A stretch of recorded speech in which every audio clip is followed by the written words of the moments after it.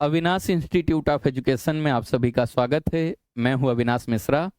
NCERT geography class 6 से 12 तक का जो सीरीज है उसका ये दूसरा वीडियो है। इसके पहले वीडियो में हम लोगों ने सौरमंडल का जो बेसिक है उसके बारे में गहराई से अध्ययन किया था। आज के इस वीडियो में हम लोग सौरमंडल और सौरमंडल के जितने भी ग्रह हैं उनके बारे में गहराई से अध्ययन करेंगे। अगर आपने इससे पहले का वीडियो नहीं देखा तो उसका लिंक आपको नीचे डिस्क्रिप्शन में मिल जाएगा, नहीं तो आप प्ले लिस्ट में जाके एनसीईआरटी ज्योग्राफी क्लास 6 से 12 तक का जितना भी कंटेंट है सब एक साथ देख सकते हैं। तो आइए लेक्चर शुरू करते हैं और समझते हैं। सबसे पहले हम सौरमंडल किसे कहते हैं इसको अच्छे से समझेंगे, उसके बाद मैं बाकी ग्रहों के बारे में आपको एकदम विस्तार से बताऊंगा। ठीक है, तो यहाँ पे ध्यान दो, हमारा सौरमंडल कैसे बना है, सौरमंडल की क्या परिभाषा होती है। सौरमंडल को अंग्रेजी में हम लोग क्या कहते हैं, सोलर सिस्टम कहते हैं। तो सौरमंडल कैसे बना है, सौरमंडल में सूर्य है, 8 ग्रह है, उपग्रह है और कुछ अन्य खगोलीय पिंड है जैसे क्षुद्र ग्रह है, उल्का पिंड है। ये सब मिलकर क्या करते हैं, हमारे सौरमंडल का निर्माण करते हैं।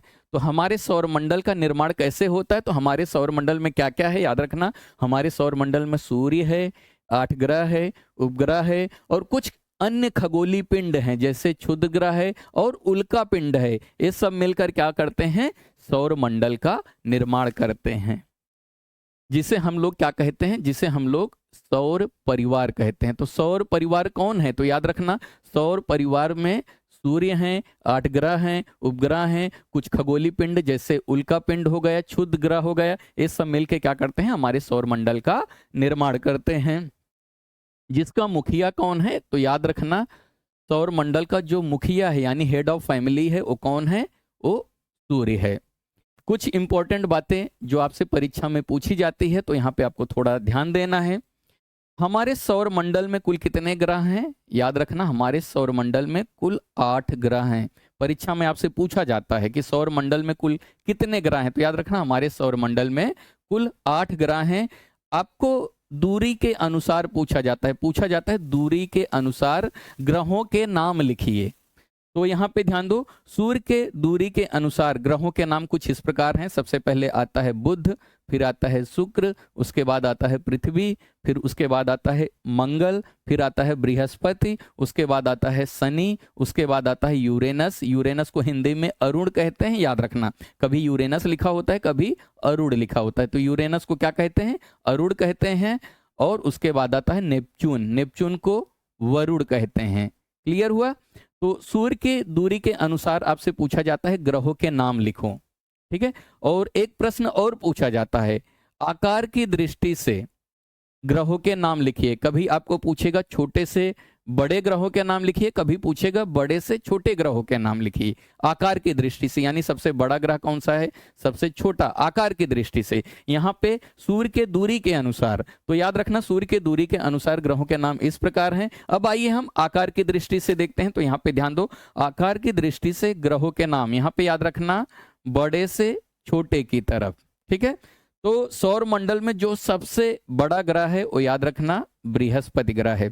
आपसे पूछा जाता है कि सौरमंडल का सबसे बड़ा ग्रह कौन सा है, तो याद रखना सौरमंडल का जो सबसे बड़ा ग्रह है वो क्या है, बृहस्पति है। उसके बाद कौन आता है, बृहस्पति के बाद शनि, शनि के बाद अरुण, अरुण के बाद वरुण, वरुण के बाद पृथ्वी, पृथ्वी के बाद शुक्र ग्रह आता है, शुक्र के बाद मंगल आता है, मंगल के बाद बुध आता है। तो याद रखना बुध ग्रह जो है सौरमंडल का सबसे छोटा ग्रह है। आपसे प्रश्न पूछा जाता है कि सौरमंडल का सबसे छोटा ग्रह कौन सा है, तो आप कौन सा लिखोगे, याद रखना बुध ग्रह जो है सौरमंडल का सबसे छोटा ग्रह है। और सबसे बड़ा ग्रह याद रखना सौरमंडल का जो सबसे बड़ा ग्रह है वो बृहस्पति ग्रह है। परीक्षा की दृष्टि से बहुत महत्वपूर्ण है। आइए आगे समझते हैं। अब हम सौरमंडल के जो मुखिया हैं जिनका नाम है सूर्य, जिसे अंग्रेजी में हम लोग सन कहते हैं, आइए इसके बारे में अध्ययन करते हैं।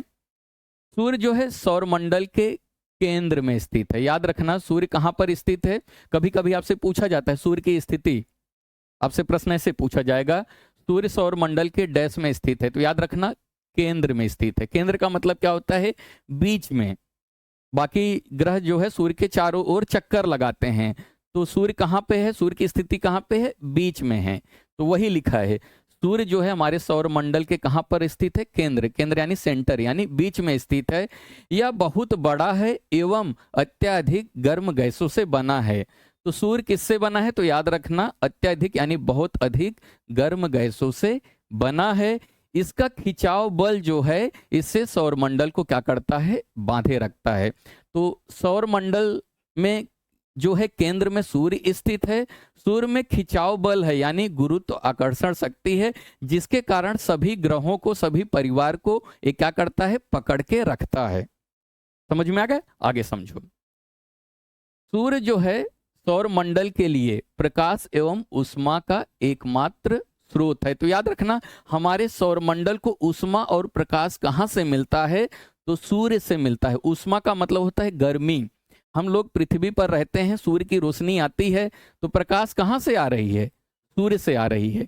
और जो वातावरण हमारा गर्म होता है, तो कैसे गर्म होता है, किसके कारण गर्म होता है, तो याद रखना सूर्य के कारण। तो सूर्य जो है सौरमंडल के लिए प्रकाश और ऊष्मा का एकमात्र जो है स्रोत है।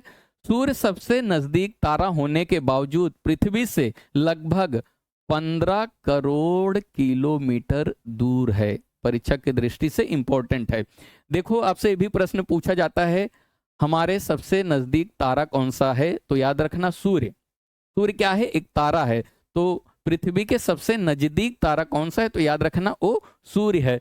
सूर्य हमारे नजदीक होते हुए भी हमसे यानी पृथ्वी से कितना दूर है, तो याद रखना लगभग 15 करोड़ किलोमीटर दूर है। पृथ्वी से सूर्य की दूरी कितनी है, लगभग 15 करोड़ किलोमीटर। परीक्षा की दृष्टि से इंपॉर्टेंट है, तो याद रखना। पौराणिक रोमन कहानियों में याद रखना सोल, अगर हम रोमन की बात करें तो रोमन के लोगों को जो पौराणिक कहानियां हैं उसमें सूर्य के देवता को क्या कहते थे, सोल कहते थे। पौराणिक रोमन कहानियों में सोल जो है सूर्य देवता को कहा जाता था। सूर्य देवता, सूर्य को लोग देवता मानते हैं, भगवान मानते हैं। तो जो रोमन के लोग थे सूर्य देवता को क्या कहते थे, सोल कहते थे। ठीक है, आगे ध्यान दो। इसलिए सूर्य के परिवार को हम लोग क्या कहते हैं, सौर मंडल कहते हैं। थोड़ा सा यहाँ पे ध्यान दो, परीक्षा में पूछा जाता है प्रकाश की गति कितनी होती है, तो याद रखना प्रकाश की गति लगभग 3 लाख किलोमीटर प्रति सेकंड है। प्रकाश की जो स्पीड है, जो लाइट है, रोशनी, उसकी स्पीड कितनी होती है, तो याद रखना 3 लाख किलोमीटर प्रति सेकंड है। इस गति के बावजूद सूर्य के प्रकाश को पृथ्वी तक पहुंचने में लगभग कितना समय लगता है, तो याद रखना 8 मिनट का समय लगता है। तो यहाँ पे आप देख रहे हो जो सूर्य की प्रकाश है उसकी गति कितनी है, 3 लाख किलोमीटर प्रति सेकंड, यानी 1 सेकंड में सूर्य की रोशनी कितना दूरी तय करती है, 3 लाख किलोमीटर। इतना रफ्तार होने के बावजूद सूर्य के प्रकाश को पृथ्वी तक आने में कितना समय लगता है, लगभग 8 मिनट का समय लगता है। क्लियर हुआ, आगे ध्यान दो। अब हम आगे समझेंगे आंतरिक ग्रह और बाह्य ग्रह किसे कहते हैं। आपसे पूछा जाता है परीक्षा में आंतरिक ग्रह कौन कौन से हैं, बाह्य ग्रह कौन कौन से हैं, तो थोड़ा यहाँ पे ध्यान दो।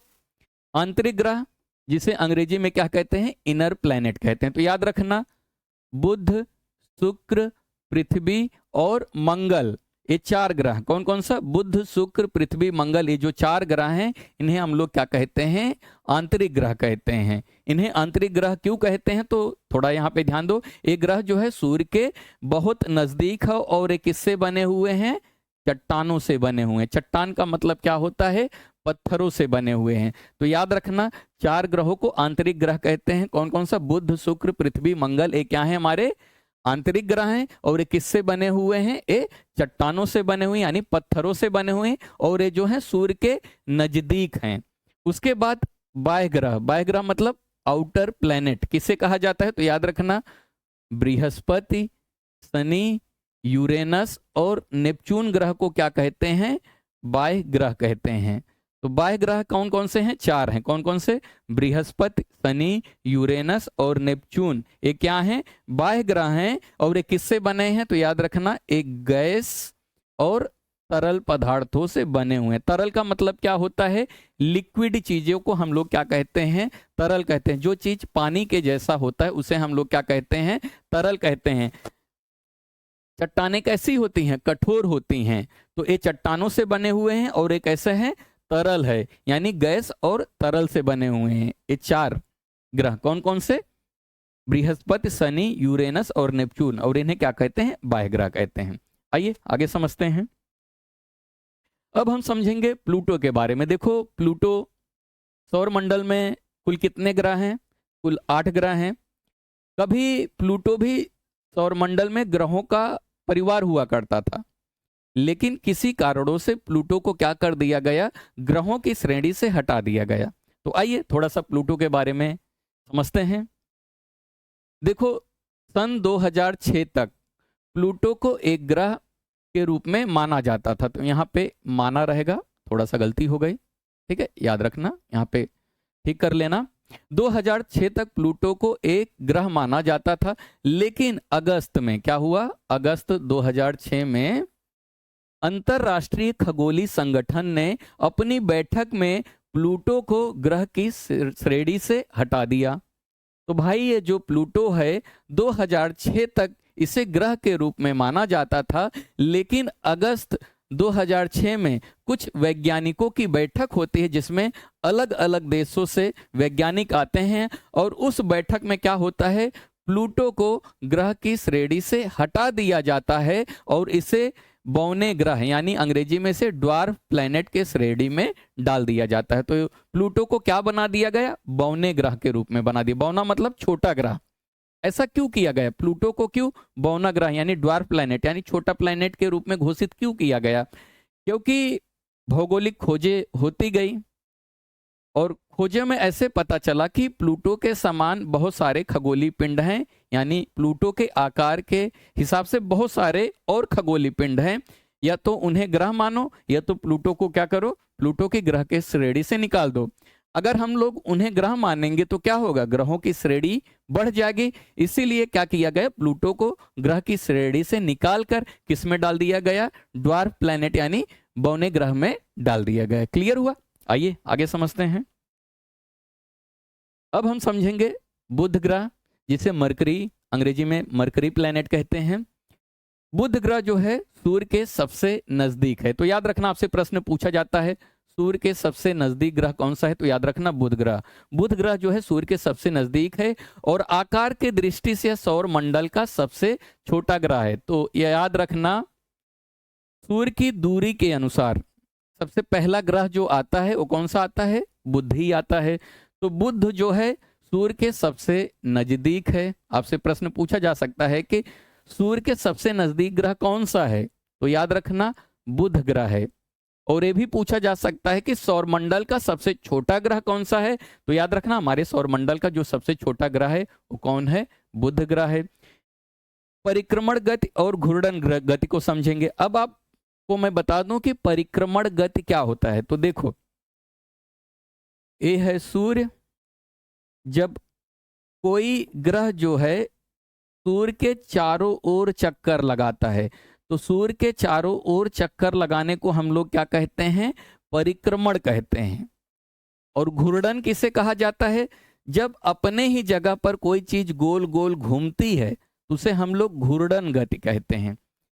अगर आप लट्टू को देखोगे तो लट्टू क्या होता है? अपनी ही जगह पे अपने ही स्थान पर गोल गोल घूमता है।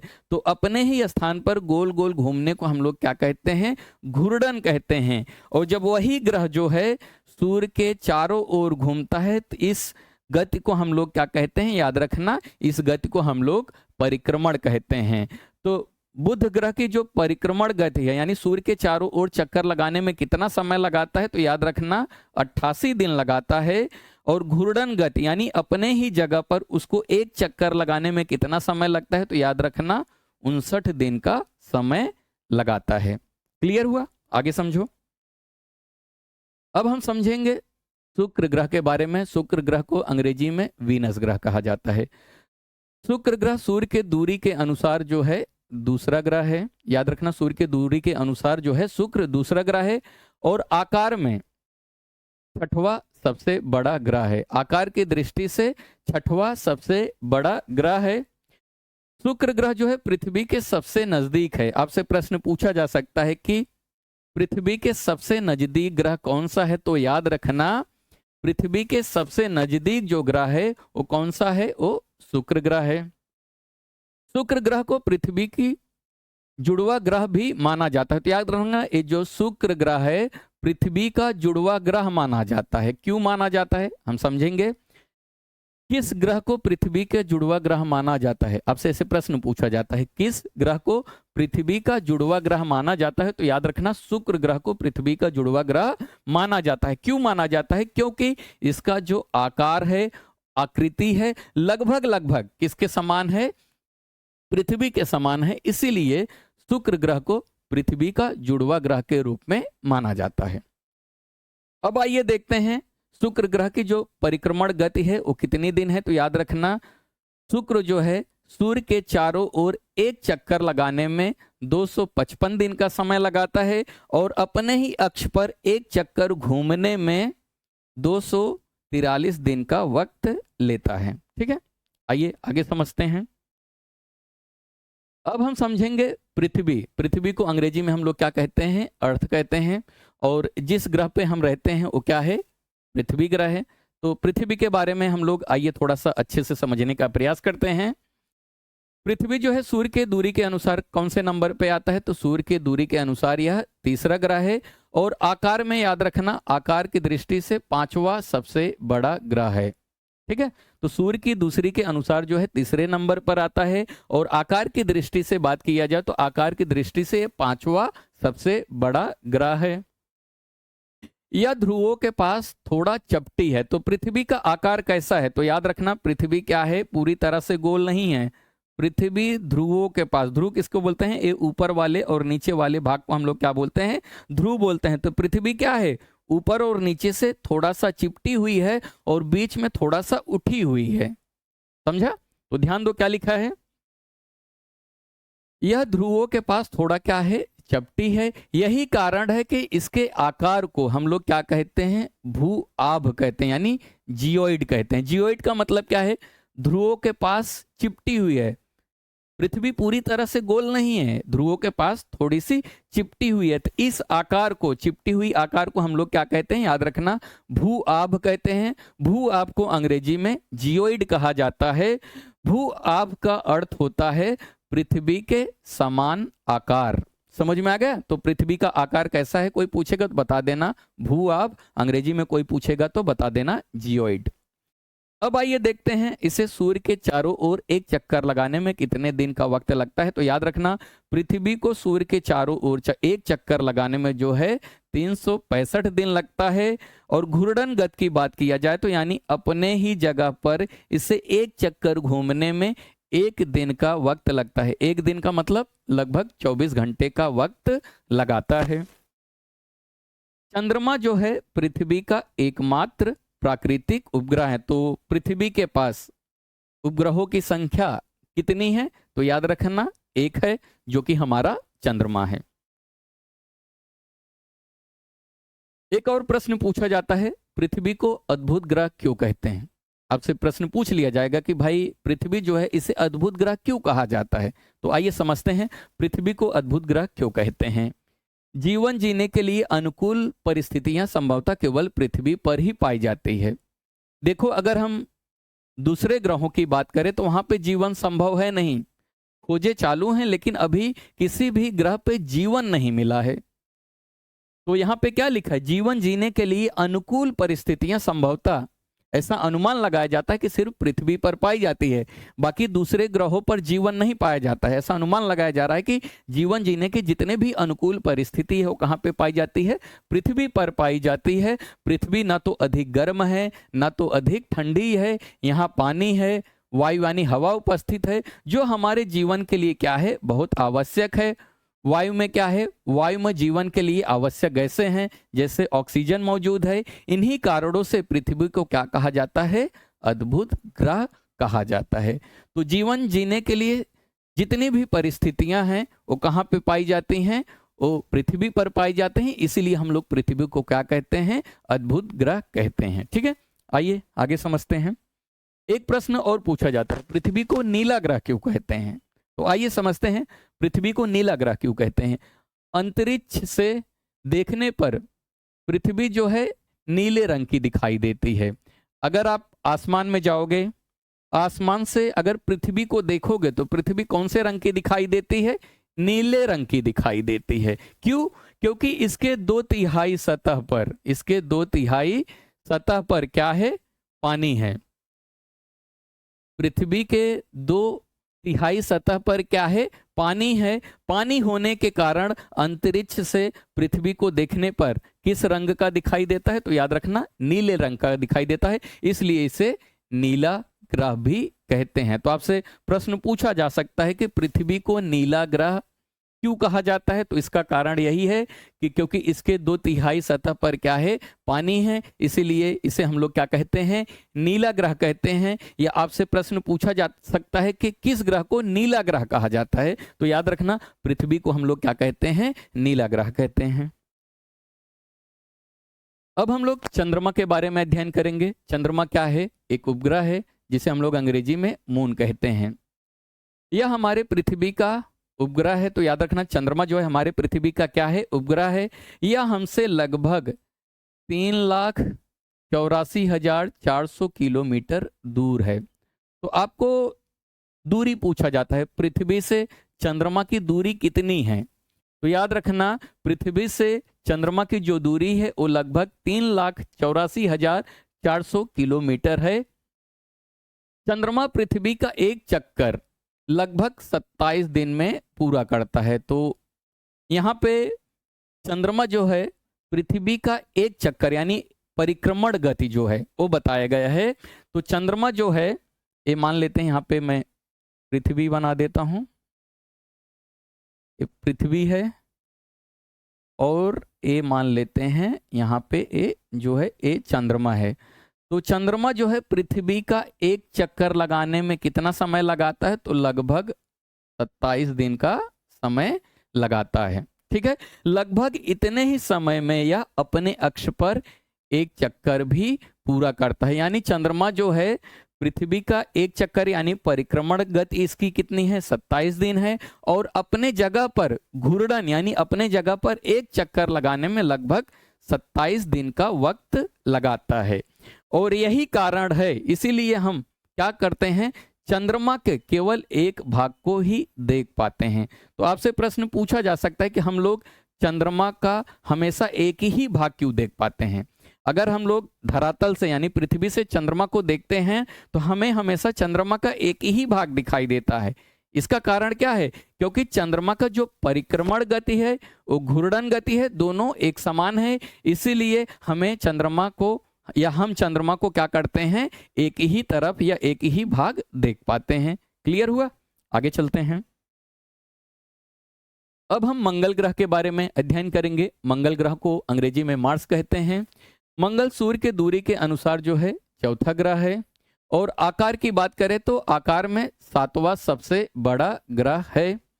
परिक्रमण गति की बात करें यानी सूर्य के चारों ओर एक चक्कर लगाने में से कितना समय लगता है? तो याद रखना, 687 दिन का वक्त लगाता है। घूर्णन गति की बात किया जाए यानी अपने जगह पर एक चक्कर लगाने में इसे 1 दिन का वक्त लगता है। और चंद्रमा की संख्या कुल कितनी है? तो याद रखना 2 है। मंगल ग्रह पर कुल कितनी चंद्रमा की संख्या? 2 है। घूर्णन गति 1 दिन, परिक्रमण गति जो है 687 दिन है। और मंगल जो है सूर्य की दूरी के अनुसार चौथा है और आकार में जो है 7वां सबसे बड़ा ग्रह है। आगे चलते हैं। बृहस्पति ग्रह अंग्रेजी में से हम लोग क्या कहते हैं? जुपिटर कहते हैं। बृहस्पति जो है सूर्य के दूरी के अनुसार 5वां ग्रह है और आकार में जो है सबसे बड़ा ग्रह है। तो याद रखना, बृहस्पति यानी जुपिटर आकार में जो है सबसे बड़ा ग्रह है। हमारे सौरमंडल का जो सबसे बड़ा ग्रह है वो कौन सा है? तो याद रखना, बृहस्पति ग्रह है। परिक्रमण गति की बात करें, सूर्य के चारों ओर एक चक्कर लगाने में कितना समय लगाता है? तो 11 साल 11 महीने का वक्त लेता है। सूर्य का एक चक्कर लगाने में बृहस्पति को कितना समय लगता है? 11 साल 11 महीने, लगभग 1 साल का वक्त लगता है। घूर्णन गति की बात किया जाए यानी अपने ही जगह पर एक चक्कर घूमने में जो है इसको 9 घंटे 56 मिनट का वक्त लगता है। और चंद्रमा की संख्या की बात किया जाए तो इस पे लगभग 53 चंद्रमा पाए जाते हैं। तो यहाँ पे आपको थोड़ा सा ध्यान देना है, बृहस्पति, शनि, यूरेनस के चारों ओर छल्ले हैं जो असंख्य छोटे पिंडों के बने। छल्ले का मतलब क्या है, जैसे मान लेते हैं यहाँ पे कोई ग्रह है, यहाँ पे मैंने ग्रह बना दिया और ग्रह के चारों ओर क्या है, एक डिजाइन पाया जाता है, ऐसे छल्ले पाए जाते हैं। तो ये छल्ले किन ग्रहों के पास है, तो याद रखना बृहस्पति, शनि और यूरेनस ग्रहों के चारों ओर पत्थर के क्या पाए जाते हैं, टुकड़े पाए जाते हैं। उसी का हम लोग क्या कहते हैं, छल्ले कहते हैं। जैसे मान लेते हैं यहाँ पे क्या है, ये हमारा ग्रह हो गया और इन ग्रहों के चारों ओर ऐसे छोटे छोटे क्या पाए जाते हैं, डिजाइन पाए जाते हैं। इन्हीं डिजाइन को हम लोग छल्ले कहते हैं। छल्ले किससे बने हैं, तो याद रखना असंख्य यानी बहुत सारे छोटे छोटे पिंडों के बने होते हैं। तो बहुत छोटे छोटे पिंड से इन ग्रहों के चारों ओर क्या पाए जाते हैं, छल्ले पाए जाते हैं। तो आपसे पूछा जा सकता है कि किन ग्रहों के पास छल्ले होते हैं, तो याद रखना बृहस्पति, शनि और यूरेनस के चारों ओर क्या पाए जाते हैं, छल्ले पाए जाते हैं। क्लियर हुआ, आगे समझते हैं। अब हम समझेंगे शनि ग्रह, इसे अंग्रेजी में सैटर्न कहते हैं। शनि सूर्य के दूरी के अनुसार जो है 6वां ग्रह है और आकार में जो है दूसरा सबसे बड़ा ग्रह है।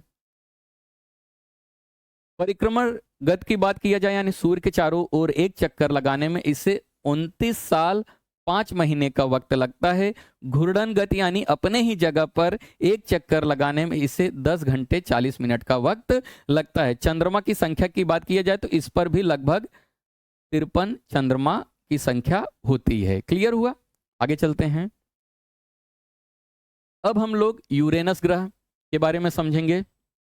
यूरेनस सूर्य के दूरी के अनुसार जो है 7वां ग्रह है और आकार में जो है तीसरा सबसे बड़ा ग्रह है। ये थोड़ा सा याद रखना, इसके आकार और सूर्य के दूरी के अनुसार परीक्षा में पूछा जाता है। ठीक है, परिक्रमण गति की बात किया जाए तो सूर्य के चारों ओर एक चक्कर लगाने में इसे 84 साल लग जाते हैं। कितना समय लग जाता है, 84 साल।